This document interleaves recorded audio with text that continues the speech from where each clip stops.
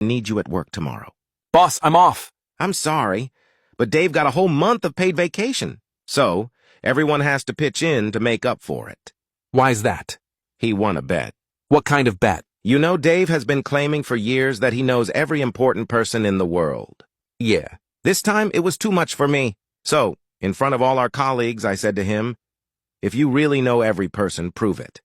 If just one of the 3 people I named doesn't know you, you'll work for me for free for a year. And what did Dave do then?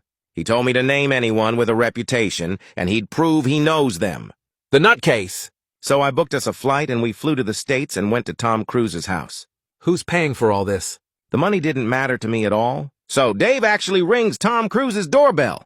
Tom Cruise comes to the door and says, "Hey, Dave, haven't seen you in ages. Come on in, let's have a drink." Never. I thought it was a huge coincidence. After a few beers with Tom Cruise, I named him the second person. Joe Biden. He says, sure, he's an old family friend. So we set off for Washington. How did you get to Joe Biden? We had just arrived at the White House when the limousine left the house and passed by us. Suddenly, the limousine brakes abruptly. The window goes down, and Joe Biden shouts, "Dave, why didn't you tell me you were hanging around here? Come in for a couple of beers." Who was your third person? Someone Dave could never know. The Pope! So we flew to the Vatican. The Pope is standing on the balcony, and Dave says he can't see him because there are too many people. He wants to go up to the balcony.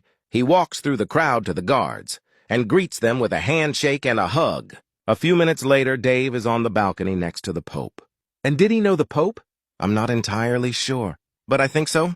How can you not be sure? When Dave just arrived at the balcony upstairs, a Chinese tour group approached me and asked who the guy next to Dave upstairs was. Everything went black for me, and I woke up in the ambulance with Dave. By the way, he also knew the ambulance driver.